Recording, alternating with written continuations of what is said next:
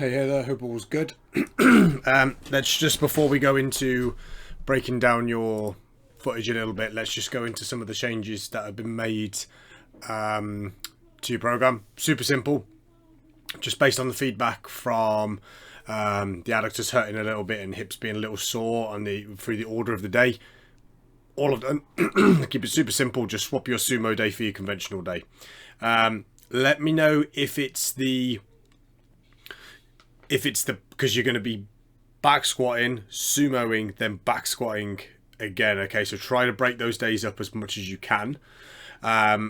It's not the ideal order I would put them in. I've got to put them in somewhere. And I just want to know whether it's the back squat into sumo that's causing it, or just a bit of a build up over time. So we'll run it this week like that. Just by the end of the week, being able to keep the legs, keep the hips narrower, might just take some of that tension off a little bit. Let's have a look at your footage. So, got a fair bit to dig through here.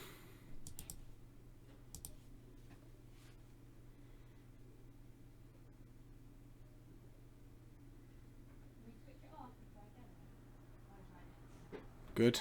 Yep, nicely controlled.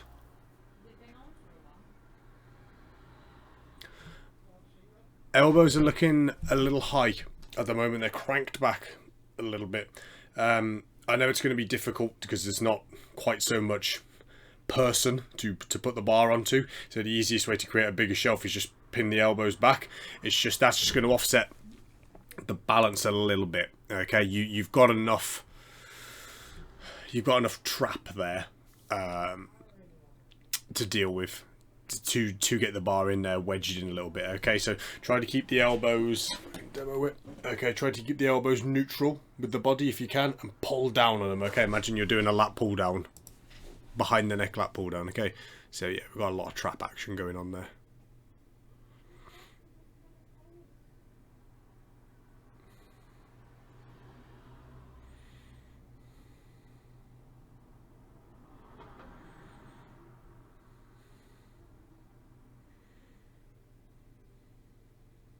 Good.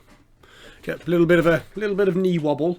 So it's just that very last part of the squat, just that last little bit.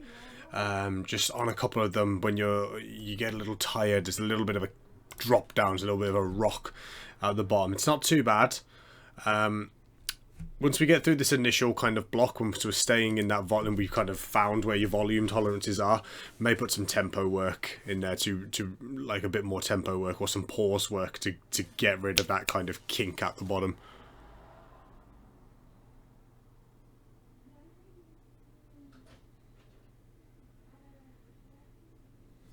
Yeah, it's good. Solid. Bar pass, nice. Let's just have a look at that again. So this is you in your start position. Let's see what we can do. Let's see how that tracks. So we end up a little over the toe there, okay, from your original starting position. Now, two ways you can go around this. So if we take you back to the start. Perfect. Right, so we've got a little bit of leeway here. So we've got the angle, the fulcrum coming from the hip. That lets me do it. Fulcrum coming from the hip and forward to the knee. Okay, so what we want to do is we want to bring those two angles as near, both of them, as near to that red line as possible. That's why when I say turning the knees out, all that's going to do is that's going to stop this angle, this one here, going further forward, which it will do once you go into your squat. Okay, so if we have a look at when you end up in that bottom position. Okay, so look what we've done now. The hip angle, quite similar actually. You know, drifted back a little bit, but quite similar. But look how much we've extended the one in the quads. Okay, so that is why you're a high bar quad dominant squatter. Okay, because as the movement goes on, you shove. Okay, if you think of that yellow line as kind of where you're distributing pressure, you basically don't change any of it through your hips and glutes, and yours all goes forward, and that's why the bar ends up over here. Okay, so this is something, again, this is kind of a good little visualization as to why the knees out for you is so important. Again, it's not something to really kind of exaggerate. Okay, we're not looking for you to do the splits with it, but I know you've got the hip mobility to be able to turn out and reduce this yellow line as much as possible. Okay, so I hope that little visualization just kind of puts it in perspective as to what we're kind of looking for. Again, as you get more tired, it even kicks forward just that little bit more. You're a quad dominant squatter. I'm not one of these anti high bar, anti quad dominant squatters. It's how I squat. But from a competitive standpoint, which is where you're at, we want to try and have a look at Owen Hubbard. Have a look at one of these guys. Owen's quite a classic example of it. Of if you can try and get a side on angle and have a look at how short. Sean Hughes as well is a really good one of that. Okay, the angle between sort of hips and knees would be this much, and the bar just because they can turn out so much and they can really kind of maximize both ends of the scale.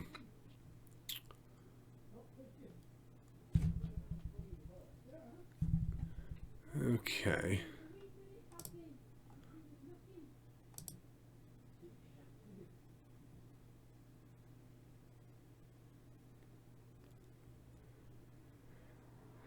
I wouldn't overthink that 100.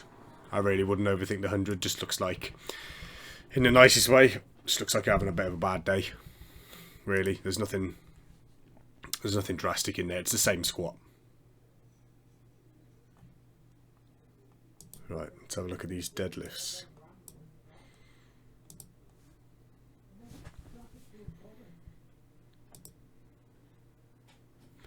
Okay, so original starting position. Yep, not bad.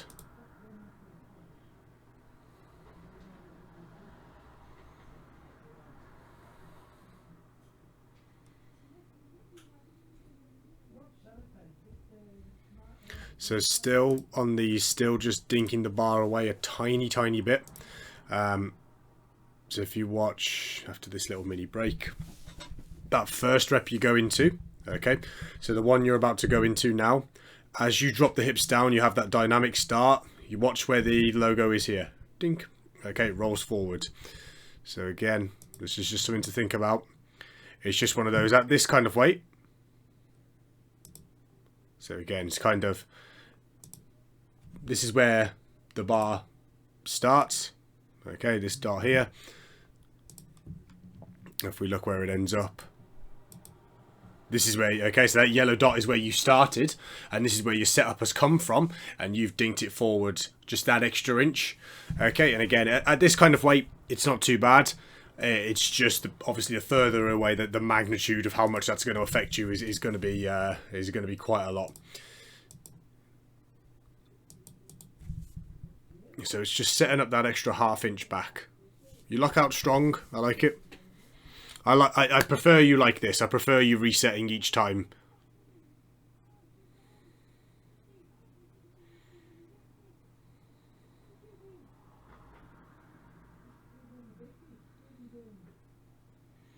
So remember, it's a push into the floor. Okay, to push that platform down, then you can punch the hips through.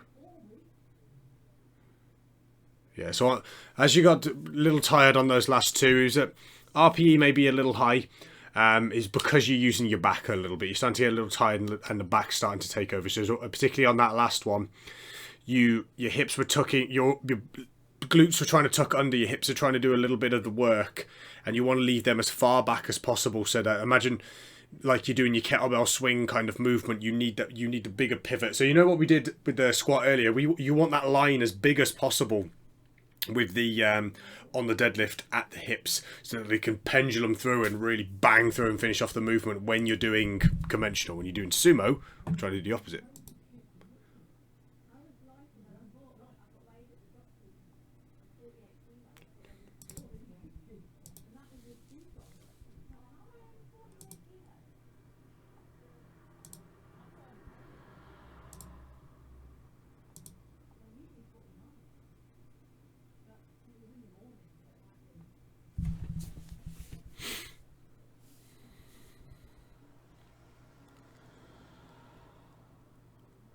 Okay, really make sure the shoulders, you unrack the bar beautifully, okay? Make sure they're down and back before you go, okay? Really got to make sure they're down in that solid position. You just don't want anything on the way down to upset the shoulders, get them out of position, and you lose positioning on the way up, okay? You don't even give yourself a chance to get the press off. Solid, yep. Still a little off putting the leg drive in there, but it's good. So I just want to improve your sheer pressing strength at the moment. I want you to be able to push objects away, not necessarily refine that bench just yet.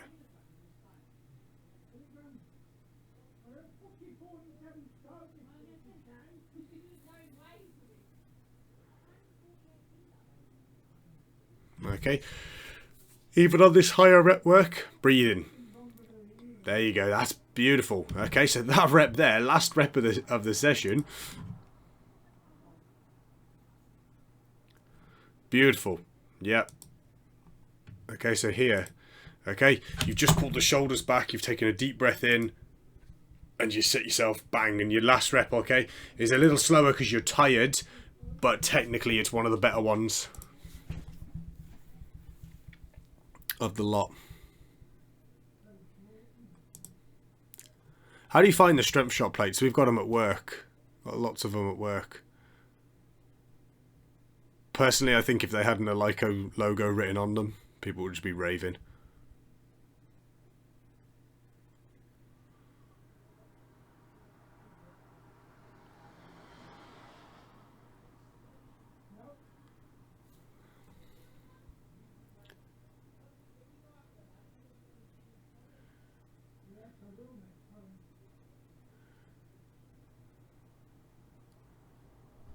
So a little bit of lower back rounding. Okay, really got to get that, taking the slack out the bar on those. So there was a couple in there. I think it was first, second, and fifth rep, where you took the slack out a little better. You put yourself in a great position, and the lockout was just like boom, just hips straight through and finished off the movement. The others where the lower back rounded over a little bit, okay, is where you yanked on the bar initially to get it moving. Hips are slightly out of position, then the lockout is just your hips are trying to tuck under really, really early to sort of get you out of jail. So kind of think of it like, in terms of taking slack out the bar, the one I just like to use with people, I think it's the easiest cue to just kind of get across, is while you're setting up, you want to pull on the bar as hard as is humanly possible without it actually budging off the floor. So for you, I would take a second, okay, because you pull on the bar, you leave your hips up high, you have that dynamic start, you sit down and then pull through.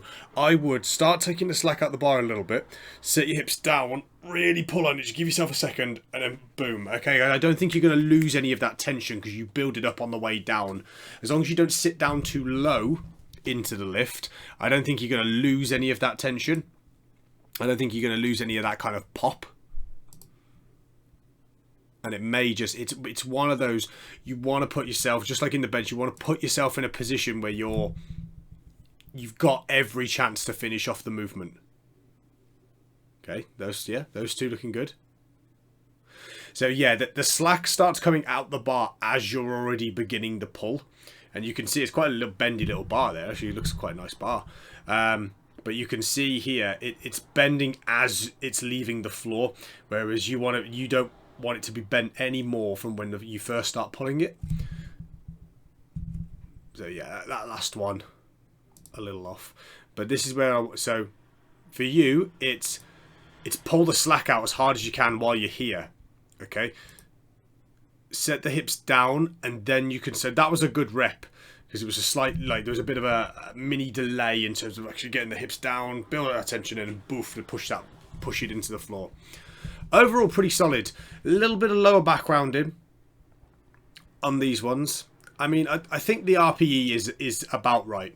But I want you to think with RPE, particularly while we're sort of in this higher volume sort of stuff, I want you to think of the RPE in the context of with good form. Excuse me, rude. This is my Saturday night. Think of it as RPE XYZ with good form. Okay, as soon as you start seeing those little breakdowns come in here and there, Give it another shot on another set if you've got one in there. But if you see it on 1 or 2 sets, okay, that's where you just need to drop it back just a wee bit. Okay, it's only a couple of kilos here and there. It's nothing drastic. Generally good. Okay, so have a look back through that the bit I was going through with the squat. Okay, and just sort of like put it in perspective a little bit to as to why we want those knees out that little more. Remember what we talked about the other week, where it's about like turning the mats apart, okay, externally rotating out of the hips, build up that pressure in there and use them to pull you into the floor. Okay, one that you can do, right, and this is a great warm-up drill that I really like, that teaches you to kind of open the knees out and sit into the squat a little better. Okay, so what you would do, I'm going to try and demo here, not the best. So what you're going to do is you're going to have a kettlebell upside down in between your legs, okay, so that the handle is here. You're going to stand on a medium-ish band, okay, medium, and you're going to start on one side, thread it through the handle. So again, the kettlebell's upside down, under the other foot and stand up. And then what you're going to do is what that's going to really enforce you to do, okay, because the band's pulling you down, okay, you're having to force up against it. And if you just, because you've got a lot of band tension up here, if you just relax, it's going to shove you down. It's just going to bang, and you're just going to smack the kettlebell into the floor, okay, if there's enough band tension. So it forces you to be up here, and you've got to control it on the way down, keeping the knees out the whole time so that the kettlebell can touch the floor. And then you can use it as a little bit of a primer, use it as a little bit of a warm-up. But that's a really good way of feeling the hips to control you on the way down. Because if you don't use them, you'll just smack into the floor, okay, because the band will just yank you down, okay? It's a good little one to think. I haven't really got an official name for it. I just seen it as like a suitcase squat. But that's a real good little primer. So that might be something on your squat days, just putting in a couple of just 4 or 5 reps, light, medium kettlebell, quite heavy band tension, and something to include just to get you to get these turned on, as well as the little warm-up protocol that we've got in there for you, okay? Changes been made to the program. Great with the footage again. This is the kind of stuff that I need. Any issues, let me know straight away. All the best.